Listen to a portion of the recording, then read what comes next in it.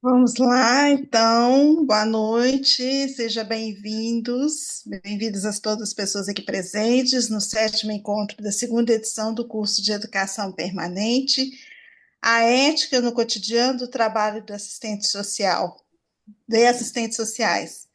Antes de dar continuidade, eu farei a minha audiodescrição. Meu nome é Clausi, eu sou conselheira do CRES Minas, da gestão Lutar Quando é Fácil Ceder. Eu sou uma mulher parda, de cabelos grisalhos, na altura dos ombros, uso um óculos num tom transparente, uso um batom vermelho, estou com uma camisa ah, do símbolo do encontro da educação libertadora. Estou no quarto com o fundo da minha parede é rosa. Então, esse é o espaço que eu me encontro agora. E o tema desse encontro nosso de hoje será ética, demandas institucionais e o sigilo profissional de assistentes sociais. O nosso convidado hoje é o professor Maurílio Castro de Matos, assistente social, professor da Faculdade de Serviço Social da Universidade do Estado do Rio de Janeiro, a UERJ, bolsista de produtividade em pesquisa do CNPq e pró-cientista da UERJ, doutor em serviço social pela Pontifícia Universidade Católica de São Paulo, a PUC São Paulo, realizou estudo pós-doutoral em política social na Universidade de Brasília, UNB, e foi presidente do Cefes na gestão 2014-2017. Então, professor Maurílio, passo a palavra para o senhor, peço por gentileza que faça inicialmente a sua audiodescrição, para que a gente já possa iniciar. Boa noite. Eu quero pedir que, se tiver algum problema no áudio, eu pedir, né? Eu estou consegui colocar a legenda aqui para ver e também vou estar de olho no meu WhatsApp e vocês me avisam, tá bom? Para que a gente não perca nenhum momento da nossa conversa. Eu me chamo Maurílio Castro de Matos, sou um homem branco, de cabelos encaracolados grisalhos, barba grisalha, estou de óculos, uma cor caramelo, uma camisa na cor vinho, estou na sala da minha casa, atrás tem um abajur e alguns quadros, enfim, que fazem parte da decoração. Eu sou um homem cis e é um prazer estar aqui também com vocês, dialogando sobre um tema tão importante. Agradeço ao CRES Minas Gerais pelo convite, espero, né, que a gente, enfim, estou vendo cada vez entrar mais gente aqui na sala, estamos em 176, enfim, que a gente possa, apesar da tecnologia e apesar de sermos muitos, dialogar bastante e trocar, tá? Porque precisamos potencializar essa possibilidade de eu estar aqui hoje conversando com vocês aí em diferentes partes desse estado tão grande, né? Que eu gosto tanto, né? Então, é um prazer estar dialogando com vocês. O tema proposto é um tema da minha aula, ele é intitulado Ética, Demandas Institucionais e Sigilo Profissional de Assistentes Sociais. Ele é um tema que conjuga os dois últimos debates candentes sobre a profissão no conjunto Cefes-CRES. Claro que o conjunto Cefes-CRES tem vários debates candentes, mas me parece que a discussão do sigilo, né, e das demandas institucionais, requisições indevidas, têm sido debatidos no conjunto Cefes-CRES, especialmente provocado pelas comissões de orientação e fiscalização dos CRES, do Cefes, e são discussões importantes porque fazem a gente refletir sobre a profissão, né? Sobre a matéria da nossa profissão, né? Então, eu penso que a gente tem aqui vários sinais para pensar sobre isso. Bem, claro que tem vários outros temas vinculados especialmente na associação dos movimentos sociais, todas as formas de discriminação. Mas esses dois colocam diretamente a gente, como assistente social, em cena e os tensionamentos que nos colocam no cotidiano da intervenção profissional, mas que não se esbarram apenas na intervenção profissional. São colocados também no debate da formação profissional continuada e na formação a nível de graduação também, especialmente na provocação dos alunos, né, quando vão realizar os seus estágios. Sendo assim, eu vou trazer aqui alguns elementos sobre o que é o serviço social, né, que são de conhecimento de todos nós, e depois tentar dizer ou trazer alguns elementos do porquê que a gente está debatendo esses assuntos, tá bom? Vocês estão me ouvindo bem? Está indo tudo bem? Meu som está atravessando o Washington Luiz e subindo para Minas Gerais. Posso seguir? Ok, obrigado, Vitória. A gente vai falando por aqui. Bem, como nós sabemos, o serviço social é uma profissão que se particulariza em relação às outras profissões pelo seu trato com as diferentes expressões da questão social. Isso é um termo hoje, uma reflexão muito conhecida nossa, mas em termos históricos relativamente recentes, é inaugurada a contribuição de Mário Yamamoto e Raul de Carvalho, né, a partir de 1982. Ao dizer que o serviço social se particulariza nas expressões da questão social, né, nós também podemos trazer elementos de Mário de Raul, que vai dizer que é a manifestação no cotidiano da vida social, da contradição entre o proletariado e a burguesia, a qual faz exigir outros tipos de intervenção, mais além da caridade e repressão. Né? Isso que a gente trata em termos profissionais como as expressões da questão social são as desigualdades, são as agruras de viver na sociedade capitalista. Portanto, os usuários e as usuárias que nós atendemos não os conhecem sobre esses termos, ainda que temem em viver, temem em resistir.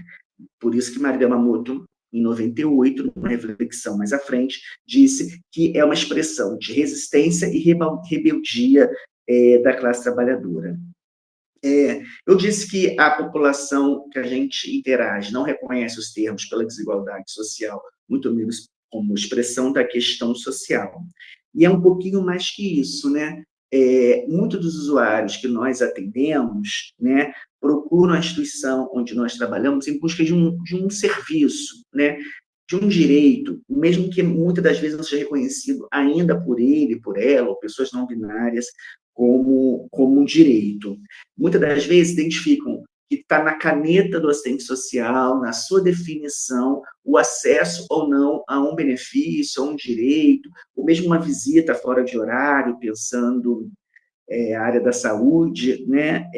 Portanto, há um mimetismo aos olhos da população usuária. As finalidades da instituição acabam parecendo como as finalidades do nosso trabalho profissional. Esse mimetismo também é reforçado pela instituição, né? Tanto quando ela orienta para que a população procure o serviço social, mesmo sabendo que as suas necessidades não serão recebidas, não serão respondidas, né? Mas especialmente também quando nos recruta para o controle da população e para o amortecimento das tensões entre classes, que se expressam no amortecimento do não acesso aos direitos previstos nas instituições, e somos convidados, né, muitas das vezes, ou na maioria das vezes, de maneira elegante, educada, afirmar que não é possível e ser convocado pelo empregador na defesa da legitimidade do Estado. Isso não tem sido incomum, Ana Maria de Vasconcelos encontrou isso, relatos de assistentes sociais que falam, a maioria das pessoas que entram na minha sala entram com uma solicitação, mas que acabam não obtendo, mas saem aliviadas, saem tranquilas. Ana Vasconcelos, então, vai tratar disso, do risco de estarmos realizando uma terapia do não, né? Na medida em que o não acesso ao direito, que não depende de nós, na medida que é uma política pública, né? Nesse sentido, o slogan que nós falamos, assistência social garante direitos, é bom para comunicar, mas nós precisamos reconhecer que direitos são garantidos entre o tensionamento das classes fundamentais, né? O que nós podemos é contribuir com a socialização da informação que temos para que a população, a classe trabalhadora, possa se organizar e reivindicar, né, os seus direitos.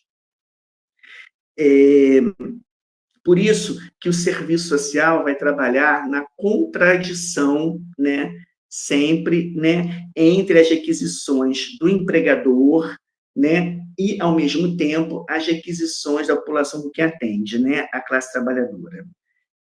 Vai dizer Mário de Raul, responde tanto a demandas do capital como do trabalho, e só pode fortalecer um ou outro polo pela mediação do seu oposto.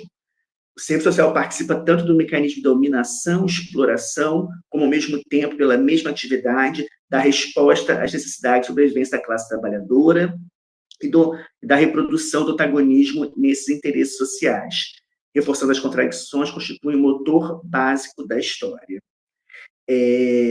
Nesse sentido, a gente atua num polo ineliminável, impossível de eliminar, né, que é a contradição entre ser uma profissão contratada diretamente por um segmento da qual não usufrui diretamente dos seus serviços, mas sim indiretamente, na medida que nos contrata para isso, e, ao mesmo tempo, somos tensionados pelas necessidades da classe trabalhadora com a qual lidamos. E que, muitas das vezes, tratamos como pessoas pobres, sem recursos, desinformadas, por muitos adjetivos que fogem da ideia de que são frações da classe trabalhadora com as quais lidamos. Nós sabemos que o serviço social tem a sua origem no conservadorismo moral, portanto, de adesão explícita a essa convocação, né, de ser mais um instrumento de controle da classe trabalhadora e, ao mesmo tempo, construímos, a partir dos anos 60, com exceção do movimento latino-americano pela reconceituação, e especialmente quando a crise da ditadura militar foi ser feita a renovação crítica do serviço social brasileiro, né, nos termos de Maria Yamamoto, e que, especialmente, uma tendência dessa renovação crítica, denominada por Zé Paulo Neto, como intenção de ruptura, que faz a interlocução com o marxismo, vai construir um projeto de profissão e vai dizer que, apesar de não ser impossível eliminar um desses polos de tensionamento, né, e que, portanto, ao reconhecer também imensas contradições, como, por exemplo, nós sermos também trabalhadores, trabalhadoras e assalariados, a defesa de constituição de um projeto profissional onde a gente, né, se coadune com as necessidades históricas da classe trabalhadora, as necessidades dos usuários e usuárias que atendemos, portanto, num projeto de construção de valores emancipatórios, portanto, que vão enfrentar os valores da sociedade capitalista com a qual a gente trabalha. Né? Isso está nítido, não podemos pensar o código de ética de maneira fragmentada, nem os seus princípios. Os 11 princípios são intercalados entre si, não têm o mesmo peso, mas são intercalados entre si, mas podemos recuperar aqui, né, como isso é nítido a partir do terceiro princípio do código de ética. A defesa da ampliação e consolidação da cidadania, considerada a tarefa primordial de toda a sociedade, com vistas à garantia dos direitos civis, sociais e políticos das classes trabalhadoras. Está tudo ok? Está dando para me acompanhar? E a minha colega, que é intérprete, eu estou indo bem ou estou indo muito rápido? Porque eu sei que o sotaque não ajuda. Esse sotaque chiado, está indo bem? Então, vamos em frente, companheira. A escolha ética pelo compromisso com as históricas necessidades da classe trabalhadora é um processo desafiante, né? Esse é o desafio da construção do projeto ético-político, porque todas as profissões atendem, lidam com a classe trabalhadora, nem todas lidam com os tratos da qual nós lidamos, né? Mas todos lidam, e nós realizamos uma ousadia de construir um projeto, né, de compromisso com a classe trabalhadora, né? E, ao mesmo tempo, sabemos que nas instituições em que trabalhamos, atuamos sobre políticas sociais fragmentadas, que os usuários compreendem que o nosso trabalho estabelece a finalidade do que é colocado na instituição, portanto, um mimetismo com as políticas, que muitas das vezes também tentam normatizar o nosso trabalho profissional, não é isso? Cada vez mais, resoluções da política de assistência social, da saúde, da previdência social, do poder judiciário, buscam interferir no nosso trabalho a ser realizado.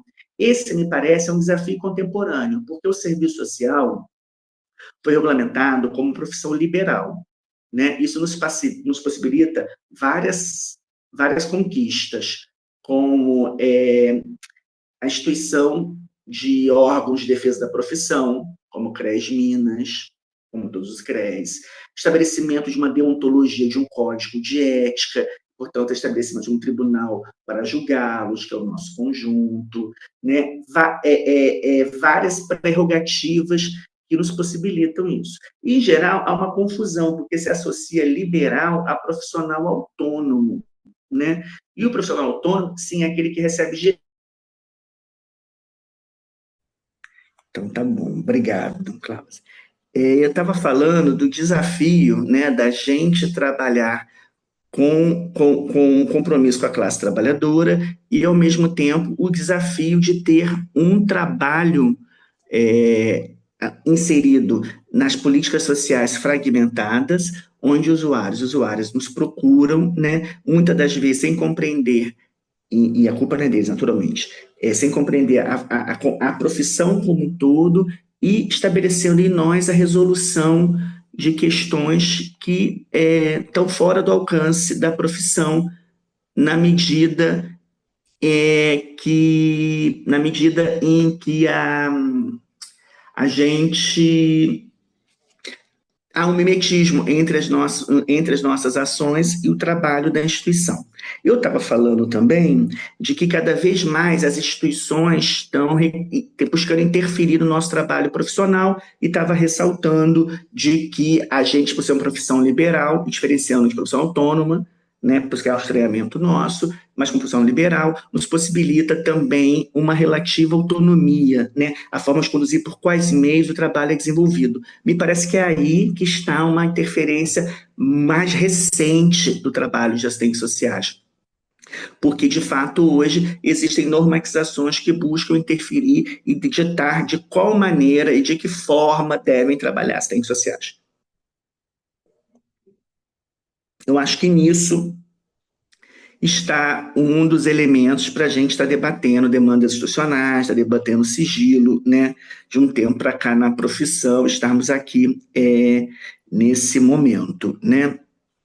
Bem, repetindo o que já foi dito em outros momentos, em outros debates, não podemos reduzir os objetivos da instituição aos objetivos da profissão, né? Uma vez que serviço social, profissão e políticas sociais são distintos. Assim, não podemos reduzir a nossa intervenção a viabilizar o acesso aos serviços disponibilizados na política e, quando na sua ausência, justificar a sua ausência supostamente por um atendimento humanizado, onde o usuário saia mais calmo, aquilo que eu tratei, né, como uma terapia do não. Então é necessário sair, se afastar de uma dimensão que todo o tempo somos convocados, que é característica da vida cotidiana, e ao mesmo tempo também, né, porque além de ser parte da vida cotidiana, ganha mais peso na sociedade clássica que vivemos, que é fugirmos do pragmatismo e do imediatismo no trabalho profissional. Nesse sentido, é importante trazer como contribuição aqui a concepção de Yolanda Guerra, que vai dizer que a instrumentalidade do serviço social não é quando você escolhe um instrumento, uma entrevista ou uma visita, né, ou a técnica, que é o conhecimento, mas a instrumentalidade significa todo o pôr teleológico da intervenção profissional. Quando eu fiz a nota técnica sobre escuta especializada para o conjunto Cefes-Cresce, eu falava isso. Eu acho que quando o assistente social, por exemplo, do judiciário, pega um prontuário e começa a ler e planejar se ela vai realizar entrevista, se ela vai fazer visita, quais as partes ela vai contactar, ali já se iniciou a instrumentalidade do serviço social, né? E não o momento da ação em si, né? Bem, então a dimensão do trabalho profissional necessita ter uma intencionalidade, né? E o que queremos alcançar. Então, nesse sentido, ainda que não seja objeto da nossa conversa, eu acho que não dá para pensar qualquer ação do serviço social, é portanto pensar a consequência do registro do trabalho profissional, do sigilo, se a gente não leva em consideração a importância do planejamento e da pesquisa como atividades permanentes do trabalho do conjunto Cefes-CRES, né? É claro que, ao falar do planejamento e da pesquisa, eu não quero tratá-la aqui como sobre trabalho. Como assistente social que sou, sei que todos nós estamos extremamente sobrecarregados e carregadas com o que fazemos. Então, nesse sentido, né, é necessário, primeiro, compreender as condições objetivas do nosso trabalho. Eu quero trazer aqui pelo menos dois elementos, né?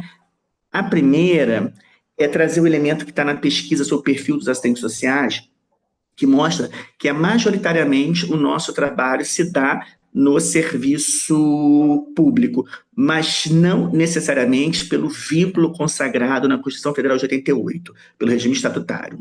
Há diferentes vínculos de trabalho e alguns onde as pessoas são contratadas sem saber de que maneira ela recebe. Uma outra característica que também interfere no nosso trabalho é de que apesar da Constituição Federal de 88 apontar para a democratização do espaço público, nós vivemos um retrocesso, né? Esse país foi fundado pela violência, em que pese um discurso que durante anos parece que enganou grande parcela da população de um país harmônico, de um país que gosta do imigrante, de um país entre a harmonia entre a favela e o asfalto, né? Bem, isso é um absurdo pensar que nós somos um país fundado pela violência, né, pelo estupro dos nossos povos originários, pela escravização dos nossos antepassados que vieram de África. Então, isso, né, mostra a imensa desigualdade desse país e, sobretudo, uma característica de ódio, de desprezo da classe dominante para a maioria da população brasileira, a classe trabalhadora. Esse desprezo ele é tão forte, né, que a Marilena Chaui traz uma reflexão que me parece muito interessante, vou trazer aqui não com a complexidade que ela tem, mas a crítica que ela faz à classe média, né? Porque a classe média, a camada média, na sua origem, tratada em termos conceituais, é aquela camada que não trabalhava, mas que vivia às custas de parcelas do poder dominante, né? Os que recebiam os títulos de realeza, religiosos, jurídicos, e por aí vai. Hoje não, hoje a gente entende a classe média, a classe trabalhadora que está nos estratos de melhor remuneração, aquela que vai para Miami todo ano, tem um relógio dourado, um carro novo. Só que se ela perder seu emprego, geralmente numa grande estatal, ou emprego, uma empresa privada, ela não vai poder ter mais isso, né? É essa camada tão trabalhadora quanto nós, né, que trabalhamos nas prefeituras, nas universidades, e tão trabalhadora quanto os guardadores de carros, extremamente precarizados, essa camada, ela tem ódio da gente, porque ela deseja ser classe dominante, né? E ao desejar ser classe dominante, que ela nunca vai ser aceita pela classe dominante, ela oprime, né, segmentos da classe trabalhadora. Por isso que é possível ter relatos, professora universitária, que se incomoda no aeroporto Santos Dumont de encontrar um homem de bermuda. Agora o voo popularizou, qualquer um anda. Né? Isso é uma característica das nossas elites, mas é uma característica também dessa camada da classe trabalhadora, da melhor remuneração, mas que só está ali porque vende a sua força de trabalho, né? Porque a hora que ela não conseguir vender a sua força de trabalho, ela não sobrevive. Bem, essa grande diferenciação de classes, estratos de classe no Brasil, né, ela vem dando continuidade à apropriação privada do que é público, né? Esse país marcado pelos grandes coronéis, os coronéis existem até hoje, não com a pistola do lado, né, mas estabelecendo seus arranjos nas políticas locais. Pesquisas mostram de que tanto em pequenas como em grandes cidades há um contingente expressivo de parlamentares que são eleitos a partir dos currais eleitorais dos seus centros comunitários, ou outros nomes, né? Ou seja, prestação de serviço como benesse, mais partir do fundo público, pela disputa de fundo público, de emendas parlamentares, de emendas secretas, prestam serviço na periferia do capital, na periferia das cidades, tratam aquilo como benesse e conseguem assim se reeleger. Nós temos também hoje, então, um sistema onde o ambiente onde nós, assistentes sociais, trabalhamos é um ambiente que reafirma esse histórico clientelismo, mandonismo, pautado numa ideologia neoliberal de individualismo, né, e, portanto, numa naturalização do salve-se quem puder. E assistentes sociais, atualmente com vínculos cada vez mais precarizados. Portanto, é um terreno muito propício para o assédio moral, para o assédio trabalhista, né? Então, isso são questões importantes para serem pensadas, porque, como eu falei no início, nós somos talvez a única profissão que fez um giro da sua concepção de origem conservadora. Só que esse giro não foi acompanhado pelas outras profissões. Esse giro não foi acompanhado nas instituições onde nós trabalhamos. Por isso que a gente precisa ter uma atenção de que é o que nós denominamos hoje projeto ético-político do serviço social, que realizou ruptura com o conservadorismo. Quando eu falo ruptura, não quero dizer que o conservadorismo acabou. Por exemplo, que a gente construiu um outro projeto de ruptura. Mas o conservadorismo, enquanto houver sociedade de classe, ele será um projeto extremamente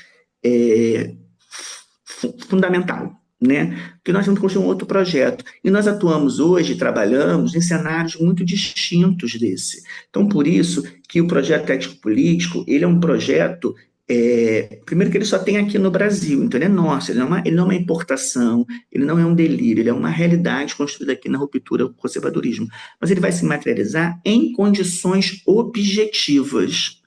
Então, não é raro assistentes sociais relatarem angústia ao trabalhar e não conseguirem efetivar as suas ações.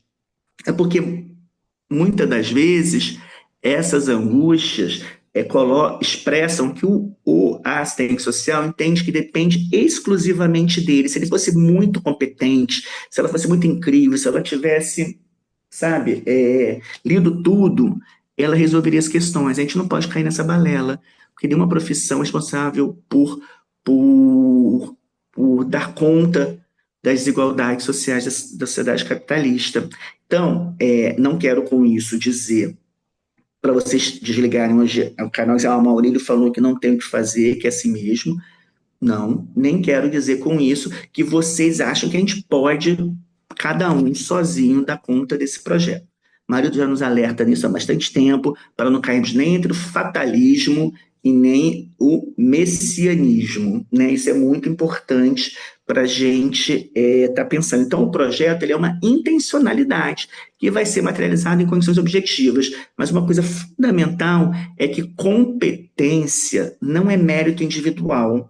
Competência não adianta vir para o curso do CRES, fazer todo ano esses cursos maravilhosos que o CRES Minas está fazendo, participar, se eu não compartilho esse conhecimento com os outros, né? Então, assim, competência é construção coletiva.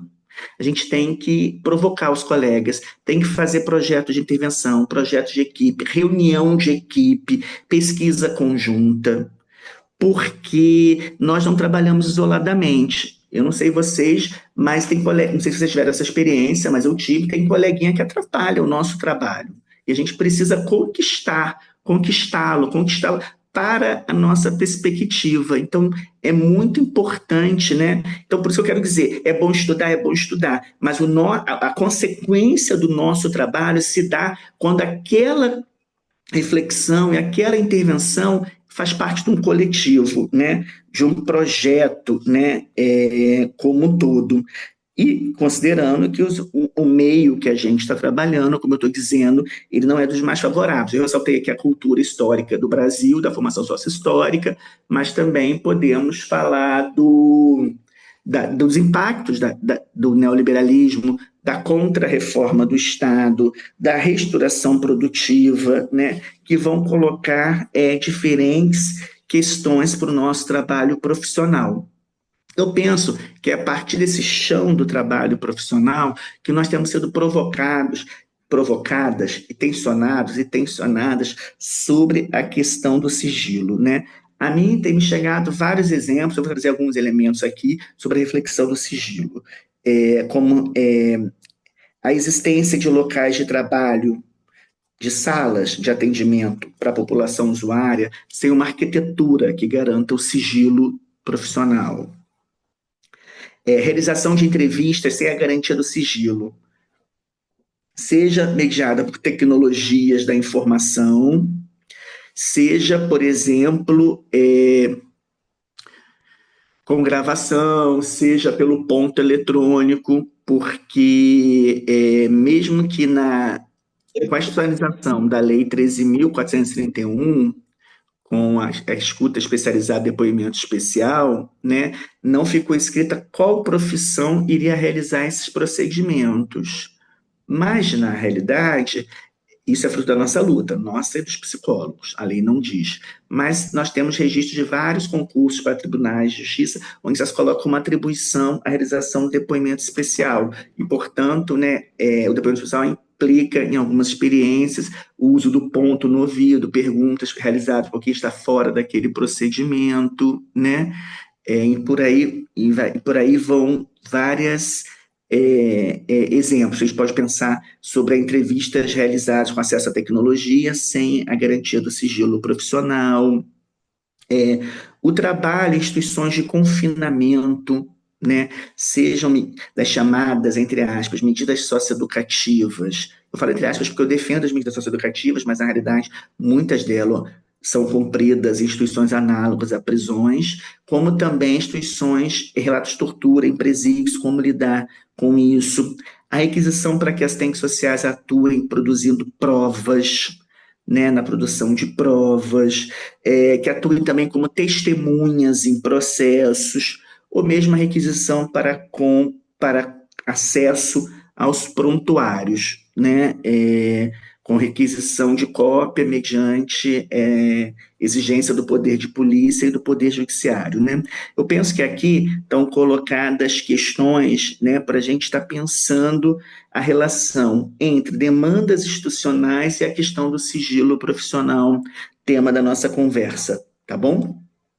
Até aqui está dando para entender? Vocês estão me ouvindo? A internet está ok?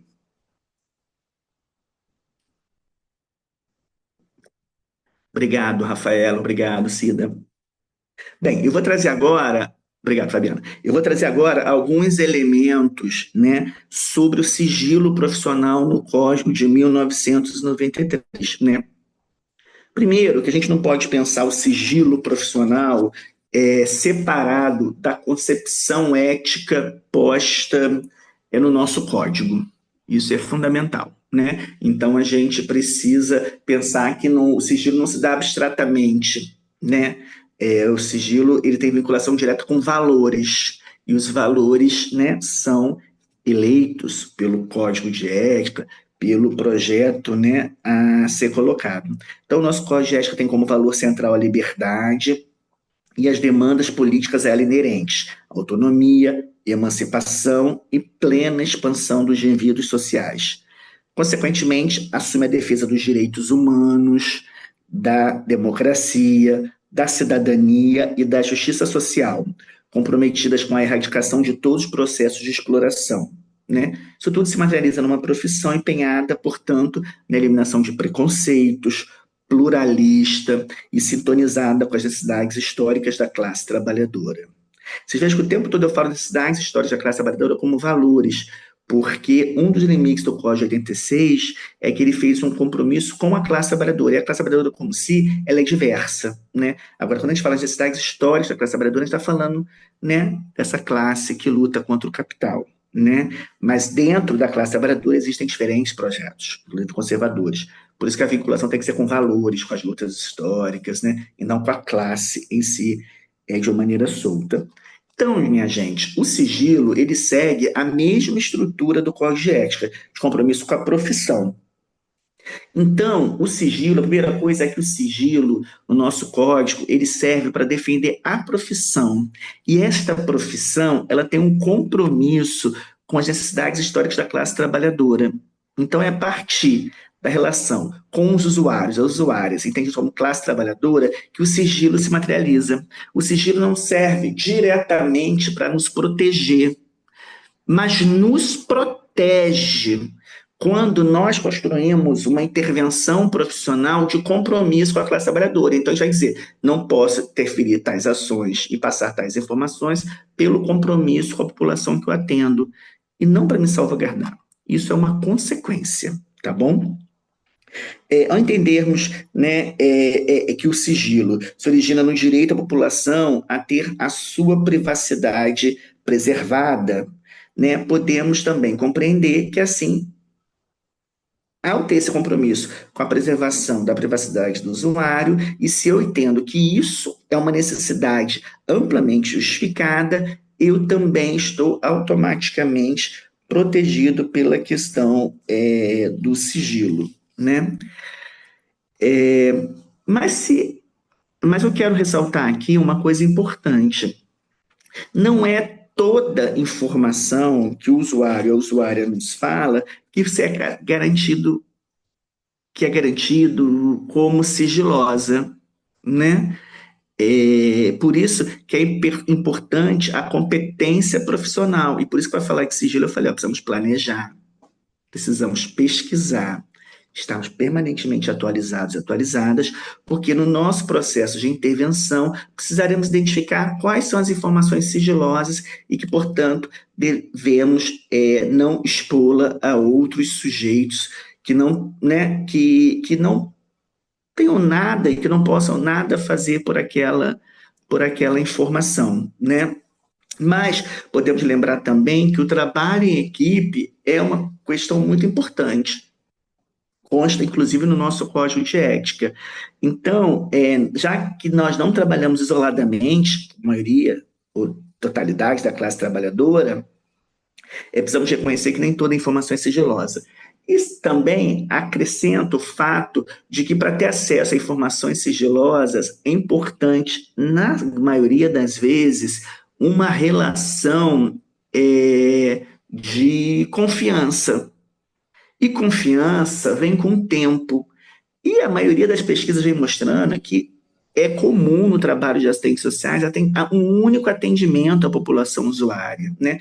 Instituições de atendimento continuado, como situações de violência, o espaço tribunal, algumas áreas vão ter atendimentos continuados, mas grande parte dos atendimentos do serviço social não. Então, a gente precisa ter um cuidado para tratar do que a gente está considerando como informação sigilosa, né? Porque, volto a dizer, para ter acesso a informações sigilosas, é importante o estabelecimento de uma relação de confiança e de condições ambientais do espaço, logo são condições éticas e técnicas também adequadas. E sabemos que, frente ao ritmo de trabalho, né, poucas são as possibilidades de a gente ter acesso a essas informações. Mas ainda assim, sabemos muito quais informações sigilosas carregamos. Eu quero aproveitar para divulgar para vocês, eu revi o Seminário Nacional sobre Sigilo e Serviço Social, ele está disponível no YouTube. Foi um seminário organizado pelo Conjunto Cefes-CRES, né, que aconteceu em Mato Grosso, em Cuiabá, e tem palestras muito interessantes lá, que vocês podem também estar trazendo, e a gente consegue ouvir, né, pelo celular. Enfim, eu acho que vale a pena essa reflexão que lá foi realizada nesse período, né? Bem, se nem todas as informações são sigilosas, mas existem informações sigilosas, se o sigilo existe, né, para proteger a população usuária na sua privacidade, né, e se é impossível criar um rol do que é sigiloso, do que não é, como é que a gente pode tratar do sigilo? E reconhecendo também de que, como trabalhamos em equipe, é necessário o compartilhamento das informações no trabalho profissional. O artigo 16 do nosso Código de Ética afirma que só poderão ser prestadas informações dentro dos limites do estritamente necessário em trabalho multiprofissional. E que estritamente necessário pode ser esse? Aqui eu vou trazer uma contribuição de Silvia Terra, assessora por mais de 30 anos do Cefes, onde ela vai dizer: quanto ao limite do estritamente necessário, deve-se buscar tal parâmetro nos próprios princípios do Código de Ética, no compromisso com a dignidade do usuário e da emancipação dos indivíduos sociais. Dessa forma, toda revelação que se mostre desnecessária e que puder trazer qualquer prejuízo lesão de direito, perigo, constrangimento ao usuário, que não seja um dado absolutamente fundamental, ou melhor, imprescindível para os cuidados com ele, não pode ser revelado, né? Então, o compromisso é com o sujeito, né? No que se refere à quebra do sigilo, o Código fala no seu artigo 18, só é admissível quando se tratarem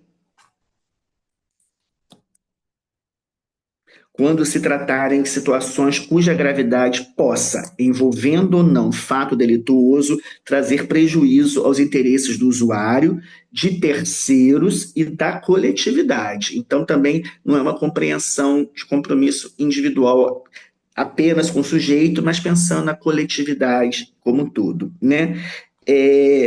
O Código de Ética deixa nítido de que não é apenas uma confrontação com o fato que seja crime ou delito que determina a quebra do sigilo.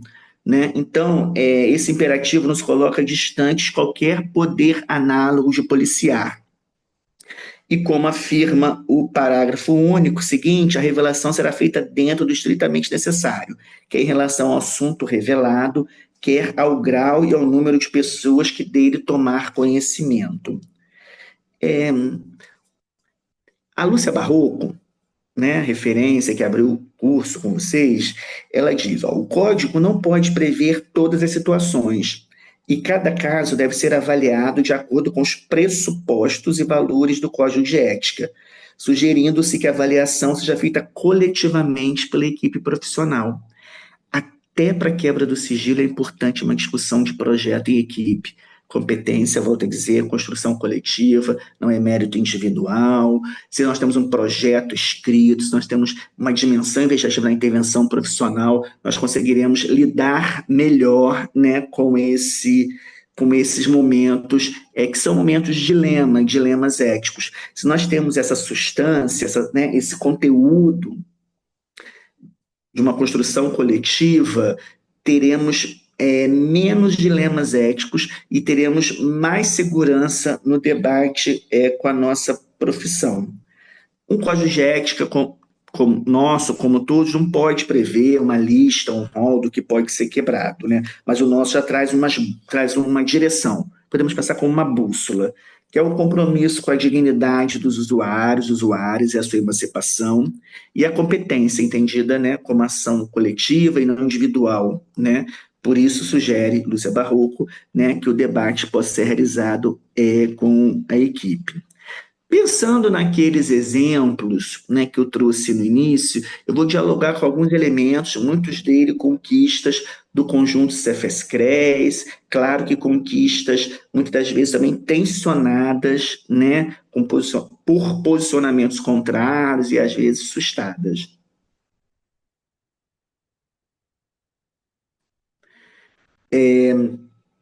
Sobre a questão, eu estou trazendo agora alguns elementos e é importante socializar que grande parte da resolução que eu vou citar, que é a 493, ela está em processo de reformulação pelo conjunto Cefes-CREAS, com uma comissão composta por representações de CREAS e Cefes. Ela deve manter a mesma lógica, mas ela deve incluir, claro, as dimensões da tecnologia, uma vez que as tecnologias já existem. A convocação para que as assistentes sociais trabalhassem na mediação, ou como a mediação da tecnologia, já existia antes da pandemia.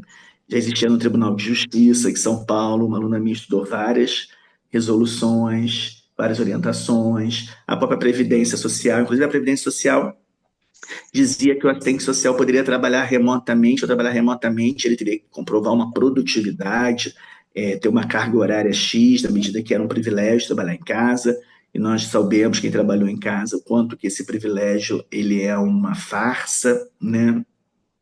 O quanto que teve de intensificação da força de trabalho e o recurso, né, a equipamentos nossos mesmo, né, a energia e tudo aquilo pago por nós mesmos. Então, a resolução 493 ela vai ser alterada, mas eu vou trazer alguns elementos que estão pensando aqui. Sobre a questão de salas de atendimento, tem uma arquitetura que garante sigilo profissional, a resolução 493 de 2016 do Cefes fala da importância de existência de iluminação adequada ao trabalho diurno e noturno, recursos que garantam a privacidade do usuário, da usuária, naquilo que for revelado durante o processo de intervenção profissional, uma ventilação adequada, atendimentos breves ou demorados e com portas fechadas, espaço adequado para a colocação de arquivos e que garanta, claro, a guarda de material técnico de caráter reservado. Em relação às entrevistas realizadas a partir de protocolos externos à instrumentalidade profissional, como que eu já citei aqui outrora, depoimento sem dano, né? Ou externalizado depois como depoimento especial e avançou também para além do judiciário, para a proposta da escuta especializada, a ser realizada pelo sistema das políticas sociais, pelo parte do sistema de garantia, portanto, os serviços das políticas sociais, né? A lei, ela aponta, né, questões na direção contrária da nossa resolução 554 de 2009, que foi contrária a tudo isso, mas interdita pelo Estado, né? Isso coloca para a gente, né, de que há um limite na medida que a resolução caiu, e esse limite, naturalmente, tem a ver com a institucionalização do nosso local de trabalho, com as políticas, né? O que eu quero dizer com isso é que é muito desigual a relação de força, sobretudo porque as políticas sociais elas são sinalizadas, né, e regulamentadas por um poder legislativo, poder judiciário, a sua interferência nisso. Então, isso tudo está colocado no campo do previsível, na medida em que há um tensionamento entre o nosso projeto, né, e aquilo que eu coloquei no início, né, o projeto de outras profissões, o projeto do Estado brasileiro, né, que acompanha e que vai na direção contrária, né?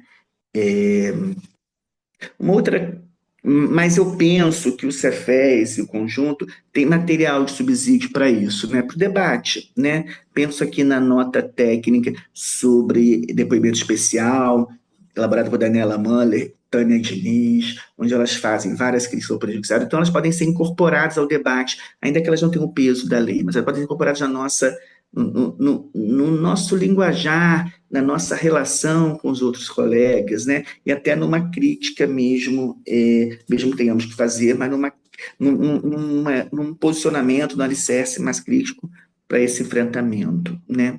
Sobre a questão do acesso a instituições, acesso a informações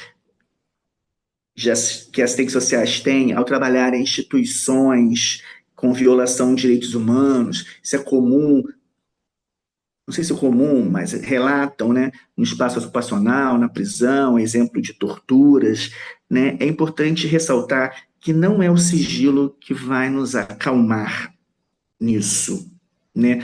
Ou seja, eu entendo perfeitamente que uma assistente social que trabalha numa instituição extremamente autoritária, com violação de direitos, com caso de tortura, ela mesma está em risco ao colocar essas informações. Mas acho que a solução não é criar um mecanismo mental de que ela não pode falar sobre isso por questão do sigilo. Não, não é por conta do sigilo. Porque o sigilo é proteger a população usuária. É por conta da relação de autoritarismo, de risco, de medo, de prisão, de risco de morte, e que, portanto, vai fazer com que a gente coloque, primeiro, que precisamos reconhecer esse limite e talvez depois pensar a construção de saídas coletivas. Havia comissões de direitos humanos, havia campanhas de divulgação, outras ações que possam ser pensadas, mas o sigilo não justifica essa omissão.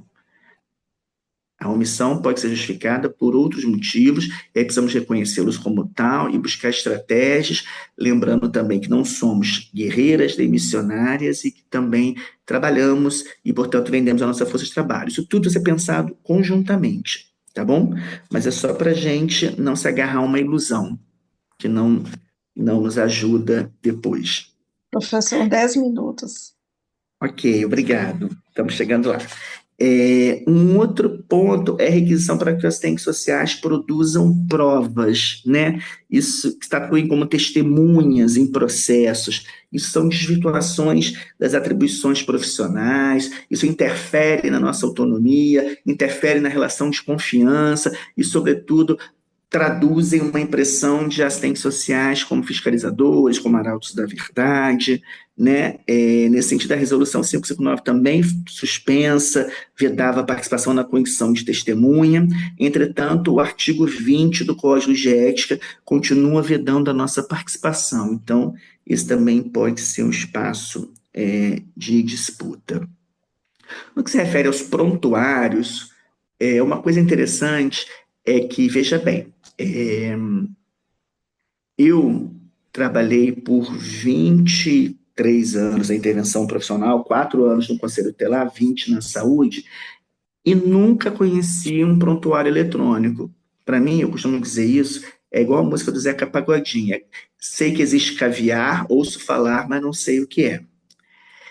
E os prontuários que eu lidei eram prontuários tenebrosos, de ferro, enferrujado, não eram trancados, não. Então, a primeira pergunta que eu faço é: por que, que o prontuário eletrônico nos tensionou mais como categoria profissional? Eu faço a pergunta há mais de 10 anos. Né? Por que, que nos tensionou mais do que o prontuário físico, já que ele estava lá, né, aberto? Me parece que é a questão do uso da tecnologia, né? E é claro, não somos ingênuos, a tecnologia vem para a exploração da força de trabalho, para a intensificação da nossa força de trabalho, para controle da gerência, né? E isso que a gente precisa encarar, né? E aí eu acho que um tensionamento pode ser: será que a gente sabe o que, que a gente está registrando? O que, que a gente tem para registrar? Essas reflexões eu pude desenvolver. Foi para a saúde, mas eu penso que pode contribuir para vários campos, num livro chamado Serviço Social, Ética e Saúde, né, que eu publiquei, onde a gente vai trabalhar o registro de trabalho profissional. Porque, assim, o prontuário, a coletivização do prontuário é uma ideia bastante interessante, né? A gente que trabalha no SUS tem aquele sonho de um dia, sei lá, um dia eu estar lá em Belo Horizonte, passo mal, abro o prontuário, vem todos os dados de Maurília, depois vou para Rondônia, estou lá em Porto Velho, todos. Seria ótimo, seria muito bom que nossos registros pudessem ser lidos e compartilhados por outros profissionais e vice-versa. Ah, eles não leem. Talvez eles não leem porque conta de toda a questão do trabalho coletivo em saúde, mas também porque talvez essas informações não sejam despertadas como interessantes. Então, eu penso que a questão do prontuário eletrônico, é porque ele tem chaves, tem senha, a questão é que ali está posta a exigência para o registro do trabalho profissional. O que, que nós vamos registrar? Sobretudo na área da saúde, onde a gente acaba fazendo um fazer profissional, horrível fazer um trabalho profissional, ainda análogo ao modelo médico clínico, né, como diz Maria Inês Bravo. Então, nós temos ritmos de trabalho nos hospitais muito parecidos, visita todos os leitos, mas será que precisa? Não temos que priorizar? Então, o que registrar disso tudo, né? Então, o prontuário, seguindo a lógica, né, na área da saúde, é um documento do usuário. Então, nesse sentido, se nós escrevemos no prontuário, nós vamos pensar que tudo que a gente escreve pode ser lido por outros e pode ser lido pelo usuário. Até porque, porque esse país não é cumprido isso, ele é o único que pode requisitar a cópia do prontuário, né? Então, o exercício da escrita, para mim, é sempre um exercício de pensar que o que a gente escreve deve ser visto. Deve ser visto, não, a gente deve pensar, quando escreve, que ele pode ser visto por outras pessoas envolvidas no atendimento e pelo usuário, tá bom? Então, nesse sentido, as informações extremamente sigilosas não cabem estar registradas nesse prontuário. Mas volto a dizer, eu tendo a trabalhar que são poucas as informações extremamente sigilosas. Eu acho que a gente tem muita informação importante para outros profissionais da equipe, né? Que a gente vai ter acesso às condições de vida e trabalho da pessoa que a gente atende, que a gente lida na instituição que a gente trabalha, e essas informações elas devem ser ressaltadas, né, para outros profissionais com a qual a gente lida. O artigo 4 da Resolução 493 do Cefes afirma que o material técnico utilizado e produzido no atendimento é de caráter reservado, sendo seu uso e acesso restrito aos assistentes sociais, né? Então, nesse sentido, que precisamos diferenciar também a documentação, o registro, o trabalho da instituição com a qual trabalhamos e do serviço social, mas não precisamos fazer com isso sobretrabalho, entendeu? Eu tenho trabalhado com a ideia de que aquilo que for sigiloso a gente deve registrar à parte, mas volto a dizer, sigilo para mim é a exceção, tá bom? É, então, essas questões colocaram para a gente por que a gente não tinha essa preocupação antes, quando ele era de papel, ou quando ele é, como é aqui no Rio de Janeiro, né? Então, isso tudo coloca questões para a gente estar pensando. Bem, dos exemplos que eu trouxe, o que isso nos informa, né? O que nos informa sobre isso? Eu quero recuperar alguns elementos do início para a gente caminhar no início, né? Sabemos que o trabalho das assistentes sociais é polarizado por interesses contraditórios, né? Na sociedade de classe, o interesse dos empregadores tem mais força, pois além do controle da força de trabalho, que eles nos controlam, né? Eles nos dão os meios para o trabalho, né? Cabe atentar também que o setor dominante transforma as suas aquisições em legislação, né? E são as legislações que são referências, não são as únicas, mas são referências para o trabalho profissional de assistentes sociais. São por isso que as nossas resoluções, quando atingem e afrontam determinadas resoluções, elas caem, né? E com isso vamos continuar lutando e pensando em estratégia. Não vamos nos entregar, não vamos nos render. Mas é importante de construirmos argumento. Eu venho defendendo, mesmo com resoluções cassadas, a depender da correlação de força em cada espaço socioocupacional, a gente pode trazer alguns elementos para afirmar. Então, sabemos que o direito burguês é um braço da classe dominante, historicamente formula legislações para sua proteção. Isso também vai ocorrer naturalmente na regulação das políticas sociais, dos seus serviços e avançando na atualidade sobre como devem trabalhar os profissionais que labutam, que operacionalizam as políticas sociais, né?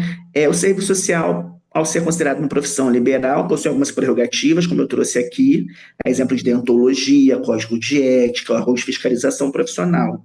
Isso tem garantido algumas conquistas, né? Mas sabemos com Marx que a crítica arrancou as flores imaginárias dos grilhões, não para que o homem os suporte sem fantasias ou consolo, mas para que lance fora os grilhões e a flor viva brote. Por isso precisamos abandonar ilusões que de nada nos sustenta. Nessa direção, precisamos reconhecer os limites de normatizações da nossa categoria profissional frente ao Estado e à sua legislação burguesa. Não para capitular, de jeito nenhum, mas para ficarmos longe das ilusões, que assim poderemos analisar melhor a questão, em sequência, lançar mão do arsenal que temos para o seu enfrentamento. Parte do arsenal estão nas entidades da categoria, especialmente pensando em intervenção profissional, as resoluções do conjunto Cefes-CRES, que eu me surpreendo até hoje, como é que às vezes elas são de pouco conhecimento da categoria, né? Tem um material riquíssimo.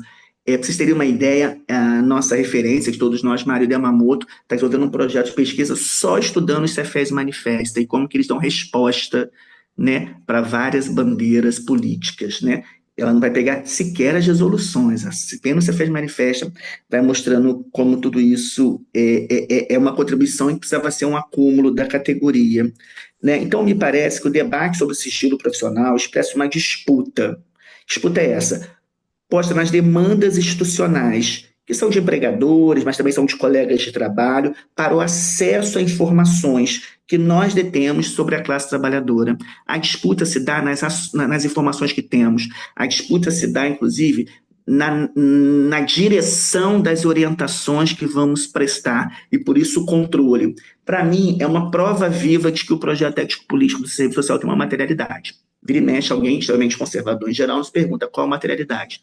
Para uma materialidade é essa, né? Os empregadores, a classe dominante entenderam que nós construímos um conjunto de resoluções, normatizações e que temos um potencial educativo na intervenção profissional. E por isso é importante ter acesso aos nossos prontuários, é importante colocar ponto no nosso ouvido para te perguntar, é importante saber o que escrevemos, é importante ter acesso ao que viemos trabalhando, né? E isso mostra que a gente tem avançado nesse sentido, um avanço num compromisso com a classe trabalhadora na sua diversidade, como vem apontando as bandeiras do conjunto Cefes-CREAS, pensando sobretudo nos últimos anos, debate na crítica ao anticapacitismo e a crítica ao capital destrutivo e ao compromisso com a ecologia, com os povos que trabalham.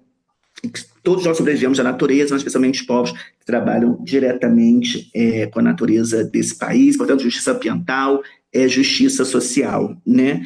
É isso que eu penso que precisa ser pensado. Quando tratamos do sigilo profissional e das demandas institucionais, precisamos compreender o tensionamento onde nós estamos trabalhando, né? É claro que a correlação de forças, então, é distinta, mas para isso precisamos construir estratégias.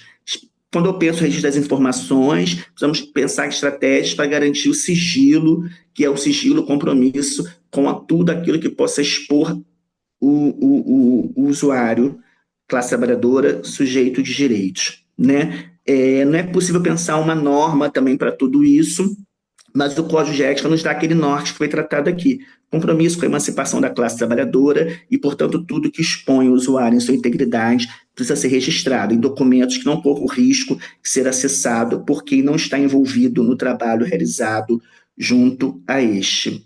Portanto, não dá para discutir essas coisas tão lá da ponta da intervenção profissional sem fechar com o que a gente abriu aqui. É o planejamento, é a pesquisa em articulação com o estudo, agir ético, análise da realidade e organização política profissional que nos dará a maior nitidez sobre o atual projeto profissional e seus desafios a serem enfrentados.